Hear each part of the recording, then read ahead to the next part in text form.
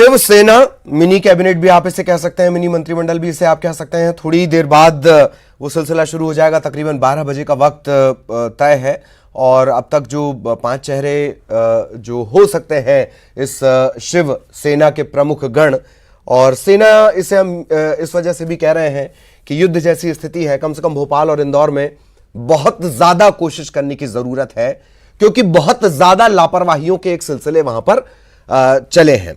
लगातार पंकज चतुर्वेदी साहब हमारे साथ बने हुए हैं, रजनीश अग्रवाल साहब हमारे साथ बने हुए हैं, हमारे तमाम सहयोगी वो भी हमारे साथ जुड़े हुए हैं, उनसे भी हम समय समय पर अपडेट लेते रहेंगे। तो आज तकरीबन 12 बजे ये जो एक सादे समारोह में गठन होगा, शपथ होगी, और उसके बाद 12:30 बजे, ठीक 12:30 बजे एक मीटिंग भी रखी गई है। और ये लगातार हमारे साथ आपने देखा खास मेहमान बने हुए हैं, रजनीश अग्रवाल साहब बने हुए हैं, पंकज चतुर्वेदी साहब बने हुए हैं। रजनी जी, एक सवाल बड़े वाजिब आपने उठाए हैं, ट्विटर के जरिए आपने सवाल उठाए हैं पिछली सरकार से और खासतौर पे पूर्व मुख्यमंत्री कमलनाथ से। तो क्या थोड़े बहुत सवालों की जिम्मेदारी तरुण भनोत या तुलसी सिलावट को लेकर भी बनती है इस स्थिति के लिए जिससे आज मध्य प्रदेश गुजर रहा है?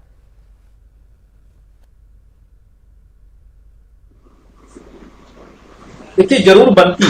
अगर 13 मार्च को मुख्यमंत्री कमलनाथ जी ये ना कहते कि हमें कोरोना वायरस से नहीं, हमें तो राजनीति में जो कोरोना आया है उससे लड़ना है, उससे मुख्यमंत्री कमलनाथ जी की प्राथमिकता अपनी टीम के प्रति, व्यवस्था में लगे अधिकारियों के प्रति समझ में आ जाती है कि कमलनाथ जी कितने सीरियस थे। क्योंकि 27 जनवरी को तो खुद हेल्थ मिनिस्टर ने इनको कहा था कि साहब, जो उपकरण है, जो पीपीई किट्स हैं, तमाम प्रकार की जरूरतें हैं, उनको आप प्राथमिकता के साथ में निपटाइए। अगर खरीदी करने की आवश्यकता तो खरीदी करिए, नोडल अधिकारी भी तय करिए वो जो रियल टाइम आंकड़े केंद्र सरकार को दे पाए।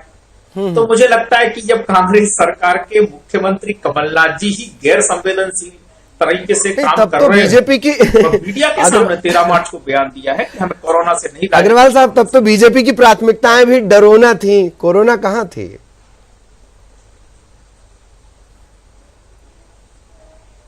देखिए, बीजेपी सरकार में नहीं थी, और जिस प्रकार से ये अचानक से सत्र स्थगित इसके नाम पर अचानक से जिस प्रकार से वातावरण खड़ा किया, उसके पहले हमें मध्य प्रदेश में सावधानियां लेना थी, संसाधन तैयार करना थे।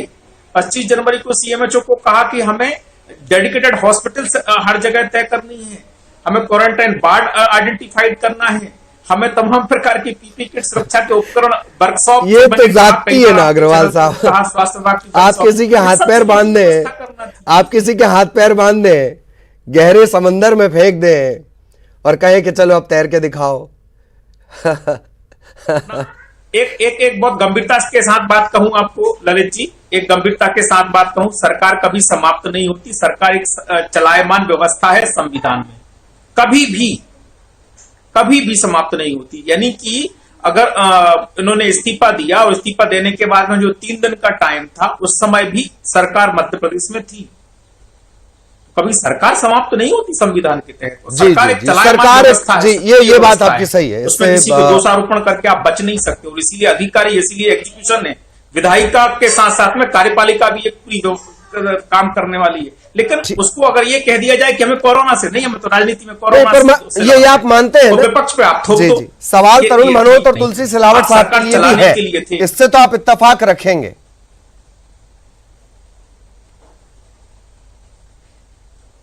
मैंने कहा कि उससे बड़े सवाल मुख्यमंत्री कमलनाथ जी, अगर मुख्यमंत्री कमलनाथ जी संवेदनशीलता बरतते हो, 13 मार्च को नहीं कहते कि हमें कोरोना से भय नहीं, हमें तो राजनीति में कोरोना से लड़ना है, जी, तो मैं समझ जाता। लेकिन जब उनका लीडर, उनका कैप्टन, मुख्यमंत्री स्वयं साक्षात उसकी अपनी प्राथमिकताएं बता रहा हो, तो फिर बाकी का तो भगवान मालिक है ना साहब। जी। अनुराग, आपके पास कुछ हलचल नजर आ रही है क्या? कुछ अपडेट, तस्वीरें हम देख पा रहे हैं अनुराग?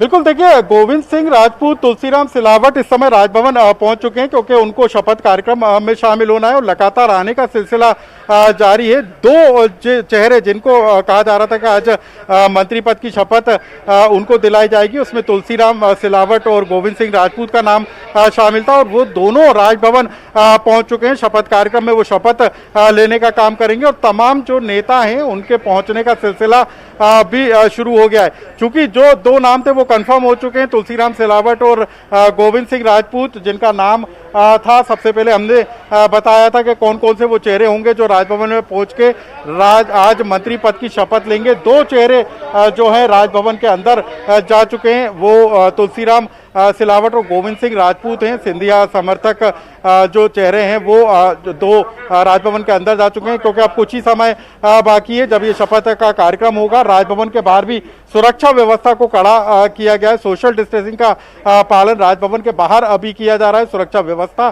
को लेकर। हालांकि यहाँ पर बैरिकेड भी लगाए गए हैं। मैं आपको दिखाऊं कि राजभवन के बाहर बैरिकेड लगाए